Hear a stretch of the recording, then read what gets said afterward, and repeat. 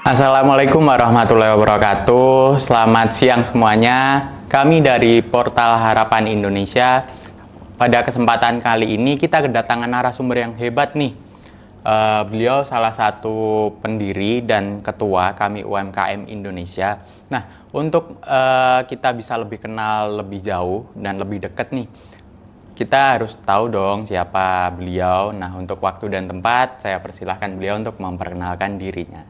Makasih Mas Dana, nama saya Muhammad Arbani, saya Ketua Umum Kami UMKM. Kami UMKM itu adalah organisasi non-profit yang membantu UMKM untuk berkembang dan membantu UMKM untuk mendapatkan perlindungan hukum. Seperti yang kita ketahui bersama, ekonomi Indonesia ini banyak bergantung pada UMKM, Mas Dana. Jadi UMKM ini memegang major role di ekonomi Indonesia gitu. Mungkin bisa dikatakan 80% dari usaha yang ada itu adalah UMKM. Nah, sehingga kita lihat tren perkembangan UMKM itu baik ya. Pemerintah juga mensupport UMKM dengan berbagai kebijakan yang pro pada pengusaha UMKM. Kalau di organisasi kami UMKM ini menyebut pengusaha UMKM itu wira UMKM. Jadi pemerintah itu banyak menyambut positif dan juga banyak memberikan regulasi yang bagus buat wira UMKM. Tapi mungkin kita lihat, teman-teman juga mungkin bisa melihat banyak UMKM yang berdiri, tutup, berdiri, tutup, berdiri, tutup. Nah, ya artinya kan nggak sustainable. Iya, nah, tidak sustainable ini kenapa? Ada banyak faktor, mulai dari mereka memang tidak bisa mengikuti perkembangan zaman. Ada juga mungkin mereka yang ternyata tidak mengetahui aturan-aturan hukum yang berlaku, bahwa misalkan yang mereka perjualbelikan ini dilarang. Mungkin pernah dengar kan, misalkan UMKM jualan minuman keras, itu ada wilayah yang melarang. Jadi ada perda tertentu yang melarang UMKM untuk berjualan minuman keras. Terus ketidaktahuan hukum lagi itu mungkin ada banyak UMKM yang asal mendaftarkan nama dengan nama-nama yang memang tidak sesuai dengan moralitas atau etika. Ketiga, UMKM yang menjiplak nama lain gitu. Sehingga mereka ada yang menuntut dan lain sebagainya gitu. Jadi banyak faktor yang menyebabkan UMKM ini tidak sustainable. Tapi faktor utama adalah preferensi pembeli, Mas Dana. Ini satu hal yang kita nggak bisa lakuin. Kalau misalkan Mas Dana berjualan, mau tempatnya bagus sekalipun, strategi sekalipun, makanannya enak sekalipun, tapi kalau orang bosen juga ada yang mau beli, mau apa juga kan. Ya, jadi ada banyak faktor. Cuman organisasi kami UMKM ini fokus pada sektor hukumnya. Kita membantu di bidang hukum karena udah banyak organisasi yang berbicara tentang bisnis, bagaimana bisnis ini sustainable. Nah, kalau kita nih pengen membantu dalam spektrum baru, bagaimana UMKM ini bisa berkembang secara hukum, gitu Mas Dana, dapat bisa sustain secara hukum. Jadi kalau Mas Dana tadi sekali lagi kembali ke pertanyaan Mas Dana, bagaimana perkembangan UMKM saat ini di Indonesia, perkembangannya baik. Cuman kita melihat wajarlah ada sedikit pergeseran pemain nih. Kalau kita ibaratkan UMKM ini pemain, jadi banyak UMKM yang baru, yang lama geser. Nah, ini yang harus kita perhatikan. Mungkin jadi tugas pemerintah sama organisasi untuk memperhatikan mereka yang tergeser ini. Jangan sampai mereka tergeser, pekerjanya terdampak gitu loh. Jadi ini harus UMKM nih yang tutup, pekerjanya kehilangan pekerjaan harus bisa terserap lagi gitu. Jadi itu fenomena umum gitu Mas, yang ada dalam perkembangannya. Baik sekali. Nah, buat teman-teman tadi sudah menyimak kan, ada beberapa tips nih yang saya tangkap sebagai host. Bapak Arbani mengatakan bahwa salah satu faktor untuk keberhasilan pelaku UMKM harus up to date nih. Ya. Jangan ketinggalan ya Bapak. Betul. Ya. Nah, dan penggunaan digitalisasi itu memang sangat penting. Dan satu hal yang terpenting lagi, karena di kami UMKM ini menyediakan pelayanan hukum. Ya. Nah, tentunya buat kalian para pelaku UMKM yang belum mengerti hukum bisa untuk bergabung dengan mitra dari kami UMKM. Betul. Nah, oke Bapak, untuk pertanyaan selanjutnya, tadi kan Bapak sudah menjelaskan tentang bagaimana sih cara UMKM itu bisa sustain, bisa bertahan. Nah, ada tips and triknya nggak sih kalau pelaku UMKM ini bisa bertahan 5 atau bahkan 10 tahun mendatang, Bapak? Oke, baik. Pertama, kalau menurut saya, mereka ini harus berbadan hukum dulu nih, Mas Dana. Oke. Kenapa harus berbadan hukum? Satu, mereka bisa mendaftarkan mereknya. Kedua, mereka juga bisa mendapatkan akses permodalan. Kalau ngomongin sustainability, pertama, image branding ini penting. Makanya dia harus punya merek yang bagus dan terdaftar. Jadi, nama usahanya ini harus bagus nih, harus dipatenkan nih, gitu. Apa yang dia perdagangkan, misalkan makanan, resepnya nih harus dirahasia dagangkan gitu, Mas Dana. Kedua, dia untuk bisa sustain ini memerlukan capital, karena kan kita nggak pernah tahu cobaan apa yang akan dihadapi, mulai dari ada COVID kemarin, kita banyak belajar, banyak UMKM tumbang. Iya. Kalau mereka nggak punya rekening, atau nggak punya banking privilege, atau nggak punya banking history, ini susah. Mereka nggak akan bisa mendapatkan akses permodalan yang baik. Yang baik itu apa? Yang diawasi oleh OJK. Perbankan, bank konvensional maupun fintech yang diawasi OJK, sehingga bunganya ini bagus, nggak menyulitkan. Jangan sampai pinjol yang bunganya bahaya nih. Jadi dia harus punya akses permodalan yang bagus, sehingga pada saat mereka ingin berinovasi, mereka ingin berkembang, mereka punya dana, punya capital gitu. Jadi berbadan hukum, dan mereka punya merek ya, dan juga mereka punya akses permodalan yang bagus. Dan mungkin terus berinovasi. Terus berinovasi ini nggak ada habisnya nih. Kita mau kemana inovasi kita? Kita harus melihat tren, kita harus bisa melihat business forecast. Business forecast ini apa? Kita melihat ada tren apa nih di wilayah Bintaro, contoh. Ada tren apa nih di wilayah BSD. Kita harus bisa ngikutin nih. Kita harus bisa ngikutin perkembangan zaman. Teman-teman UMKM harus gabung bersama komunitas-komunitas UMKM lainnya buat build connections. Nah, tapi ini semua adalah pelajaran mutlak bisnis yang kita tahu bersama. Bisnis ini bukan textbook, ya kan? Mungkin teori-teori ada yang textbook, tapi semua kembali lagi yang saya bilang kepada preferensi masyarakat, preferensi pembeli, preferensi konsumen. Jadi kalau misalkan bagaimana cara bisnis ini sustain 5-10 tahun ke depan, pertama dari segi yang faktualnya, bisnisnya harus berbadan hukum supaya bisa mendapatkan akses permodalan yang baik. Jika membutuhkan dana buat berinovasi, mereka bisa minjem, dan mereka pengembaliannya ini penting. Ya, jadi perbankannya ini harus juga bisa kasih interest easing atau keringanan bunga gitu loh. Nah, kalau untuk berinovasi itu udah mutlak. Inovasi harus tetap berjalan, bisnis harus tetap sustain dengan berinovasi terus-menerus. Cuman inovasi ini kan ada batasnya. Sekali lagi ini kembali ke preferensi pasar, dan yang paling penting adalah pengusaha ini harus bisa memetakan mana yang menjadi tren baik, mana yang bisa menjadi tren buruk. Tren buruk ini apa? Kalau kita mencontek nih Mas Dana, kita ada coklat dari luar negeri datang, kita langsung mutlak contek, kita udah beli equipment yang banyak nih, udah habis 3 miliar, nyontek. Terus tiba-tiba trennya selesai, bangkrut nggak nih? Bangkrut, Kan? itu sudah Nah, jelas. itu Mas Dana. Nah, itu sih dari saya. Baik, baik sekali. Berarti untuk pelaku UMKM yang ada di seluruh Indonesia, jika ingin memulai sebuah usaha baru, tentunya harus memperhatikan aspek hukum, terutama di bidang hak kekayaan intelektual. Jadi, jangan ketika kita membuat suatu usaha, jangan langsung terjun nih. Kita harus survei dulu usaha apa, terus bagaimana untuk mengurus legalitasnya. Betul. Nah, jangan sampai kita amati, tiru, plek-ketiplek, tapi kita harus amati, tiru, dan modifikasi juga. Betul. Dan tentunya kita harus terus berinovasi. Baik, Bapak. Untuk selanjutnya, pertanyaan keempat. Pada tempo hari ini, Bapak, Presiden kita, Bapak Prabowo Subianto, dengan Wakil Presidennya, yaitu Gibran Rakabuming Raka, dalam programnya mencetuskan program baru nih, Bapak. Dan program ini sempat menjadi kontroversial di beberapa kalangan. Nah, program tersebut mungkin sudah banyak pelaku UMKM juga yang tahu, yang mana program tersebut merupakan program makanan bergizi gratis. Nah, bagaimana sih pandangan dari Bapak selaku ketua kami UMKM terhadap adanya program tersebut, Bapak? Iya. Jadi mohon maaf ya, berarti mahasiswa nggak dapat ya, cuman iya betul, Mas Dana ini cuma kan SD, SMP hingga mahasiswa SMA. Fakultas Hukum yang luar biasa nih. Terima kasih, Pak. Udah berkenan menerima saya untuk diwawancara. Jadi gini Mas, sebelum kita lihat program ini baik atau tidak, kita kembali lagi harus melihat historinya. Kenapa program ini dicetuskan? Ini kan modalnya besar banget. Iya betul. Pastinya ada tujuan baik di belakangnya. Nah, UMKM ini akan menjadi salah satu vendor terbesar untuk program ini. Itu sudah dipastikan dari mulai hulu ke hilir. Sebagai contoh, UMKM di bidang peternakan nih Mas.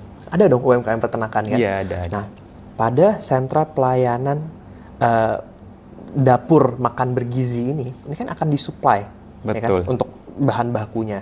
Mulai dari ikan, terus ayam, daging, ya daging sapi atau daging kambing. Nah, ini kan harus disuplai ke sana. Nah, ini udah pergerakan nih Mas. Pergerakan di sektor pangan. Ya kan? Belum sayur-sayuran ini. Ini kan udah bergerak. Kedua, produk makanan jadi.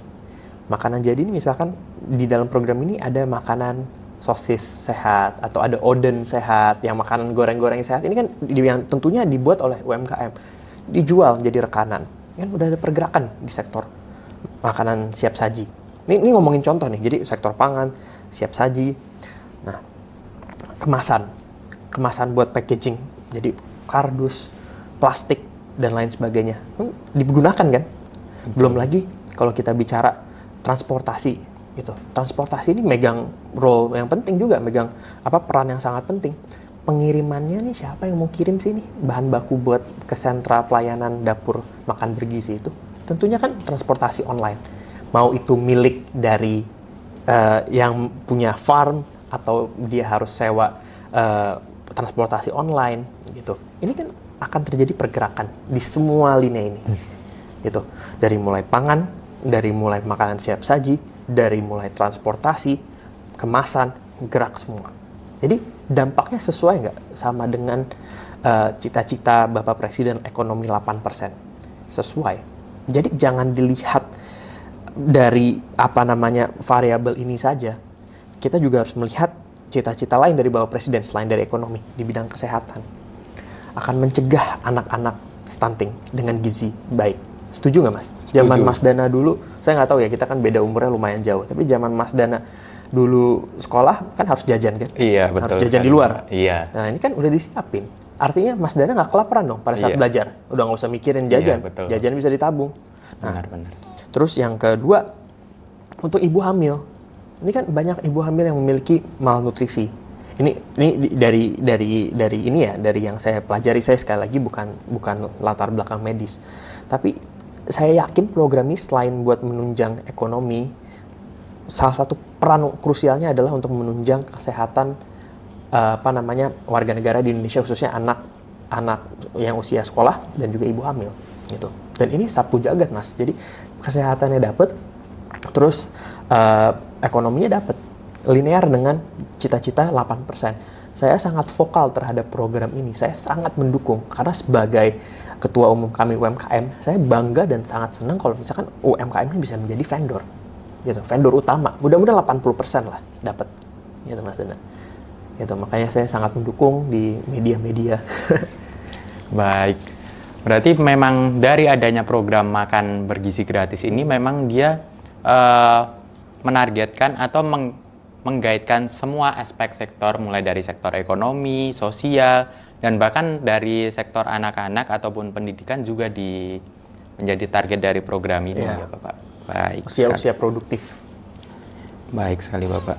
Nah, ada beberapa pertanyaan lagi nih Bapak, tinggal 3. Silakan Mas.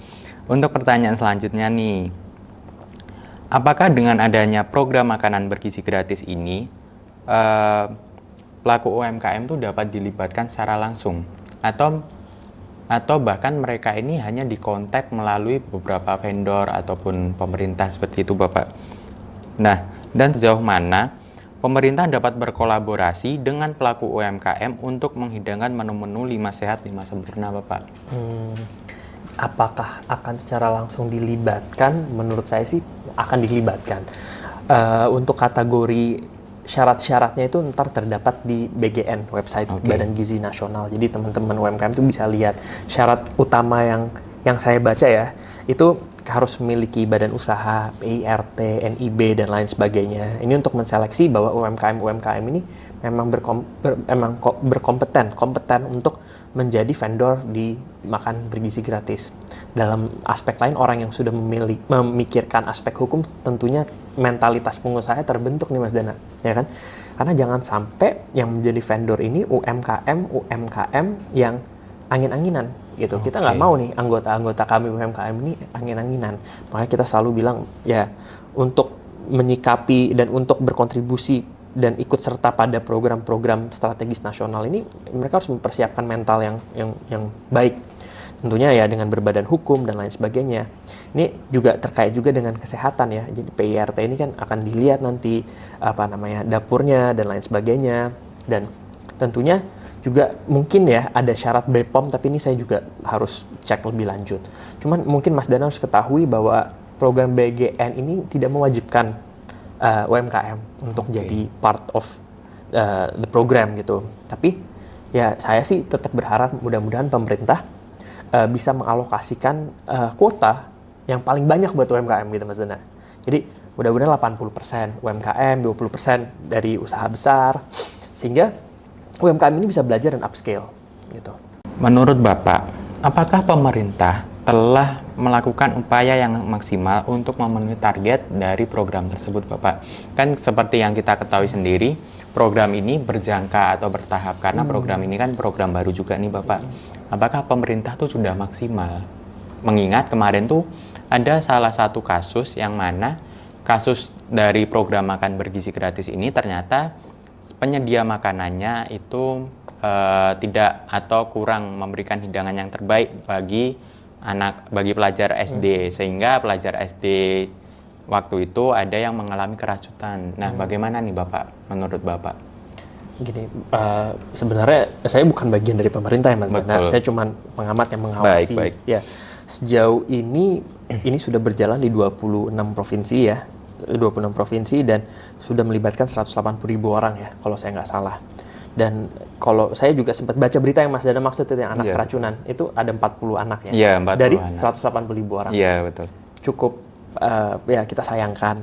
Tapi ini sekali lagi baru berjalan 2 minggu dan masih trial and error. Ya kita sayangkan terjadi seperti itu, tapi dari 180.000 Mas, 40 yang sakitnya itu kita sayangkan banget, tapi mudah-mudahan bisa segera evaluasi. Tapi yang berarti sisanya berapa 170.000 sekian, alhamdulillah aman ya. Iya, betul. Alhamdulillah aman gitu. Kalau mungkin Mas Dana tanya apakah pemerintah sudah maksimal, ya ini kan inisiasi pemerintah dari awal. Jadi mereka menginisiasikan program ini dan mereka sudah tahu bahwa program ini memang dampaknya banyak, bagus terhadap kesehatan dan terhadap ekonomi sehingga dijalankan. Ya, jadi maksimal pasti maksimal. Dan mereka juga sudah, saya rasa ya syarat-syarat yang dimintakan untuk vendor UMKM bergabung juga cukup masuk akal ya Mas. PIRT, legalitas itu wajar lah, tinggal diurus dan ada sekarang PT perorangan juga. Jadi pemerintah juga sudah menyediakan dari jauh hari ada PT perorangan dan pengurusan PIRT itu sekarang mungkin bisa PTSP ya. Jadi pelayanan terpadu itu ya, sentra pelayanan terpadu. Jadi lebih cepat dan saya rasa sudah cukup maksimal Mas. Sudah cukup maksimal, tapi kita juga harus sabar. Ini baru 2 minggu dan ini kan program rencananya continuous terus. Jadi selama nanti 5 tahun kan berjalan terus dan akan bertambah dari 26 provinsi akan nanti ujung-ujungnya menjadi 38 provinsi. Yang 38 tahu kan Indonesia 38 provinsi, ada 4 provinsi di Papua dan Papua Pegunungan. Jadi ada 4 provinsi di Papua. Ini semua kan akan ini menjadi bagian dari makan bergizi gratis ini Mas. Ya, semua provinsi akan ini dilibatkan nanti sehingga saya rasa sudah maksimal. Tapi kalau boleh saya kasih sedikit saran Mas buat pemerintah, mungkin bisa lebih masif lagi dalam memberikan arahan terkait program ini. Jadi arahan ini apa? UMKM yang mana sih yang boleh ikut? Dan mungkin juga seruan, UMKM yang memenuhi syarat ikut dong, be a part of us gitu. Dan kami UMKM ini seneng Mas kalau misalkan banyak UMKM yang terlibat, sehingga UMKM Indonesia ini kan jadi lebih produktif dan menyerap banyak lapangan kerja. Itu tujuan dari kami UMKM berdiri nih Mas, untuk mewadahi dan juga kita melihat UMKM ini progress dan upscale. Sehingga sekali lagi menjawab pertanyaan Mas Dana, saya rasa sudah ya. Sudah sekali Bapak. Baik sekali sudut pandang yang disampaikan oleh Bapak Muhammad Arbani SHMKN selaku narasumber kita pada hari ini dan juga selaku ketua kami UMKM. lengkap dan komprehensif sekali ya dari penjelasan yang disampaikan Bapak. Nah, sebelum kita mengakhiri sesi pembicaraan kita kali ini, boleh dong Bapak untuk memberikan 1 atau 2 patah kata untuk pelaku UMKM dan juga untuk program makan bergizi gratis ini Bapak. 1000 patah kata boleh? Boleh dong. Nah, ya untuk teman-teman UMKM, saya sih berharap ya, mungkin teman-teman selain berinvestasi pada usaha, ya ini sebenarnya investasi terhadap usaha juga, cuman mungkin nggak terkait dengan bisnis langsung ya. Teman-teman mungkin bisa berinvestasi pada aspek hukum. Jangan lupa mendirikan PT, jangan lupa mendaftarkan merek. Ini bisa ke siapa aja kok. Ada banyak konsultan-konsultan yang pro dengan UMKM untuk pendirian PT, untuk Haki. Ini ada banyak banget. Nggak usah terpaku pada 1 atau 2 layanan. Bisa cari di Google sebanyak-banyaknya. Mereka yang harganya paling murah dan yang paling cepat, ini teman-teman bisa cari. Jangan lupa ini aspek hukumnya, karena ini penting untuk teman-teman upscale. Kita udah beberapa kali Mas, ya ini udah beberapa kali di Kalimantan, di wilayah-wilayah lain, banyak yang berkonsultasi sama kita, usahanya dicaplok istilahnya, ya ditiru, mentah-mentah ditiru namanya. Sehingga yang satu ini harus hilang.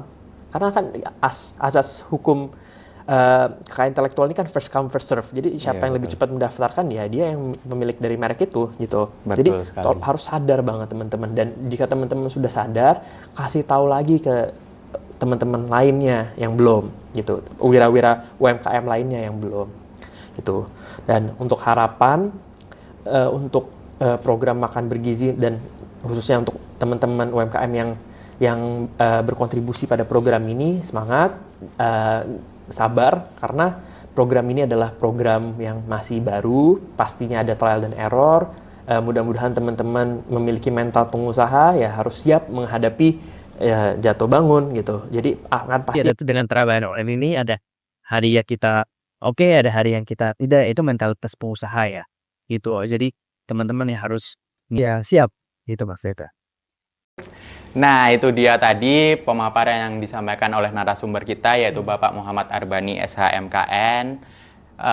Terima kasih banyak Bapak karena telah meluangkan waktunya untuk berbincang dan berdiskusi di hari ini dan telah meluangkan waktunya. Saya terima kasih banyak. Mas Dana.